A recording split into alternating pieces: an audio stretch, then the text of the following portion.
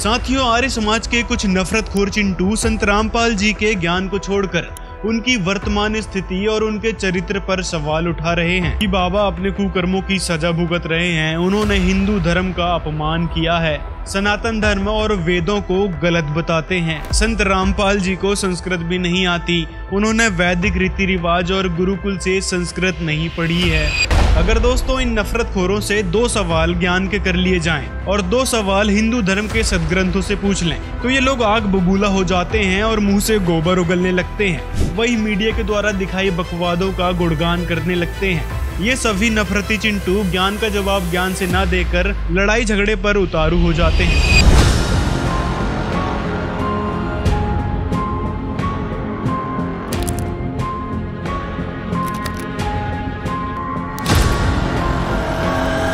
अब दोस्तों जानते हैं संत रामपाल जी महाराज से ये आर्य समाजी इतने चिढ़े क्यों हुए हैं, संत रामपाल जी का इतना विरोध क्यों करते हैं। तो वजह है आर्य समाज के संस्थापक महर्षि दयानंद द्वारा लिखित सत्यार्थ प्रकाश, जिसको संत रामपाल जी महाराज ने सत्यानाश प्रकाश कहा है। जी हाँ, जब संत रामपाल जी महाराज ने इस सत्यार्थ प्रकाश पुस्तक का सच सबके सामने टीवी और अखबारों के माध्यम से रखा कि इस पुस्तक में अनर्गल बातें लिखी हुई हैं जो एक सभ्य समाज में अपनाने लायक बिल्कुल भी नहीं है, और साथ में कहा कि यह पुस्तक वेदों के विपरीत है। वेदों में लिखे मंत्रों के कई सारे अर्थों के अनर्थ किया है महर्षि दयानंद ने, और उसका प्रमाण भी संत रामपाल जी महाराज ने दिखाया था। साथ में संत रामपाल जी महाराज ने दयानंद सरस्वती की जीवनी से उसके सच को उजागर किया कि ये समाज सुधारक नहीं समाज नाशक था। इन्हीं सब बातों से आर्य समाज के सभी गुरु चिढ़ गए थे कि भाई ये तो हमारी दुकानें बंद करने जा रहा है, यदि इसकी बात आर्य समाजियों तक पहुंच गई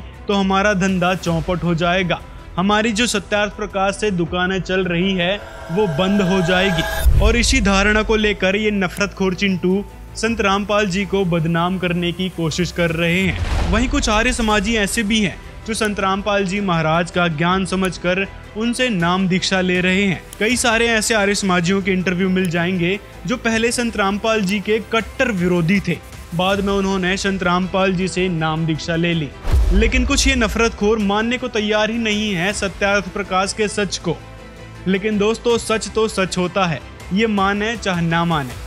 आइए कुछ आपको और बातें बताते हैं इस सत्यार्थ प्रकाश के बारे में। वैसे तो हमने एक और वीडियो बनाया था इस सत्यार्थ प्रकाश को लेकर, जिन बातों से संत रामपाल जी बहुत ज्यादा विवाद में आ गए थे।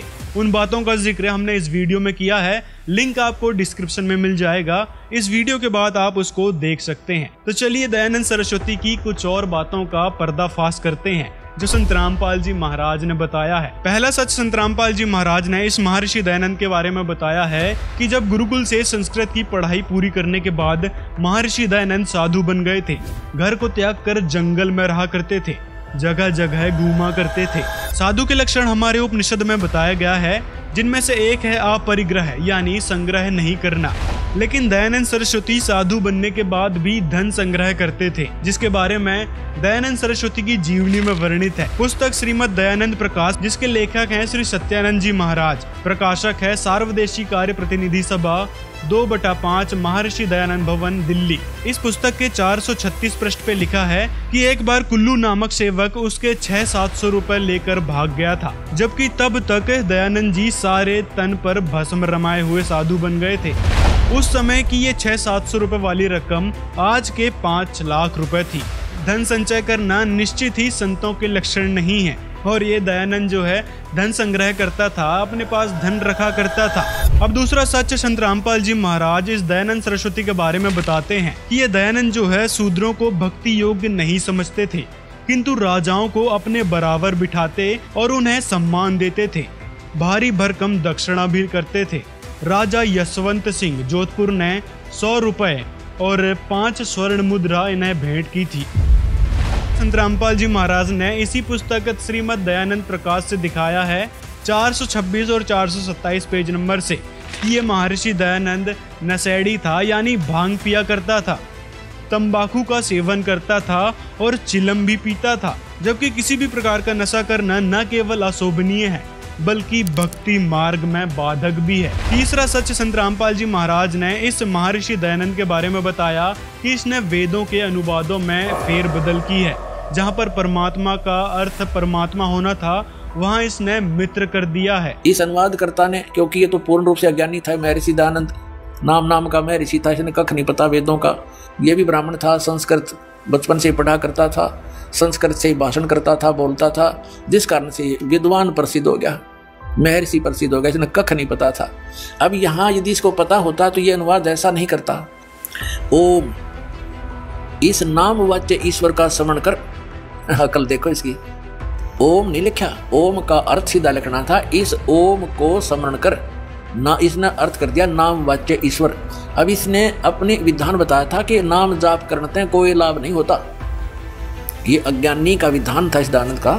अपने आत्माओं, अब साथ साथ इन अज्ञानियों के अनुभव की पुस्तकें भी आपको दिखाई जाएंगी, तभी आप महसूस करोगे सचमुच रामपाल सच्ची कह रहा है। नातिन, ये तो आपके हृदय में समाये बैठे हैं ये गति, ताकि तुम बड़े विद्वान थे। और जब संत रामपाल जी महाराज द्वारा बताया गया ये सच आर्य समाजियों के सामने आया तो ये लोग बौखला उठे और संत रामपाल जी महाराज के विरोधी हो गए। इसी चक्कर में इन्होंने करौथा कांड करवा दिया और उन पर झूठे मुकदमे लगवा दिए।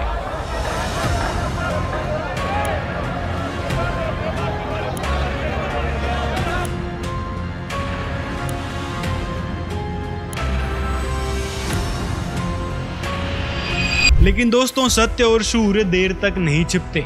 संत रामपाल जी महाराज निर्दोष हैं और ये धीरे धीरे साबित भी हो चला है। इसी के चलते संत रामपाल जी महाराज को सुप्रीम कोर्ट ने दिसंबर 2022 में इन आर्य समाजियों के द्वारा लगाए गए केसों से बाइज्जत बरी कर दिया है। ये एक बहुत बड़ी खबर इस समय आपको बता रहे हैं। 16 साल पहले ये करूंथा कांड हुआ था और इस कांड में दरअसल एक शख्स की मौत हो गई थी, लेकिन फिलहाल इस मामले में रामपाल को बरी कर दिया गया है। करूंथा कांड में फैसला आया है, रामपाल को बरी किया गया है। ये एक बहुत बड़ी खबर इस समय।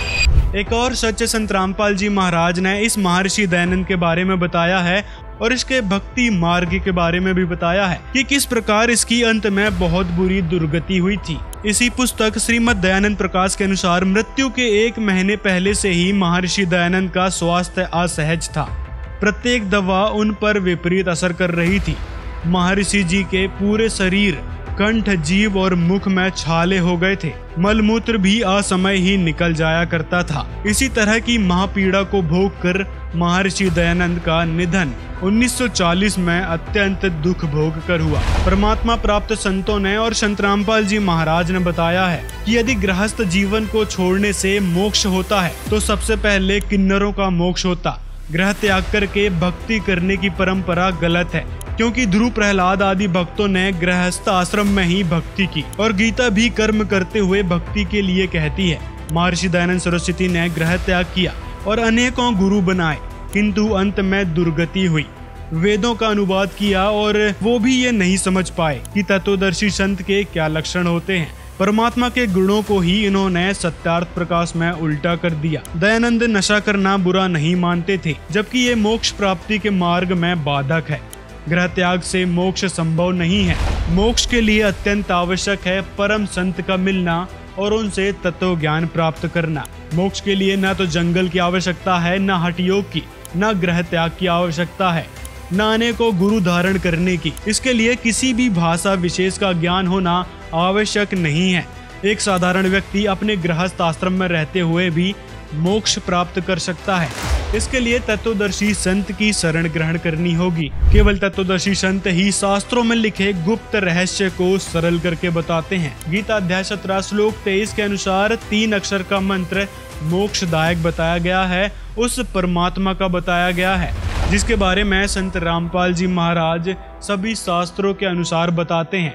तो देर ना करें, संत रामपाल जी महाराज ही विश्व में वह पूर्ण तत्वदर्शी संत हैं जिनका भक्ति मार्ग सभी शास्त्रों के आधार पर है। संत रामपाल जी महाराज ने सभी शास्त्रों का अध्ययन कर उस पूर्ण परमात्मा की सद्भक्ति विधि बताई है, जिसको देर न करते हुए आपने भी स्वीकार करनी चाहिए। आप सभी से निवेदन है, संत रामपाल जी महाराज के ज्ञान को एक बार फिर से समझें, सुनें और मीडिया के द्वारा जो बकवाद दिखाई गई है उसको इग्नोर करें, क्योंकि वो सरासर झूठी साबित हो चुकी हैं।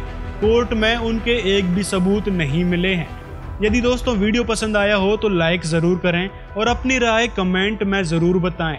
और वीडियो को ज्यादा से ज्यादा लोगों तक शेयर करें ताकि जो नफरत करने वाले लोग हैं वो संत रामपाल जी महाराज के द्वारा दिखाई इस सच्चाई को भी सुन सकें और अपना जीवन व्यर्थ होने से बचा सकें। मिलते हैं अगले वीडियो में।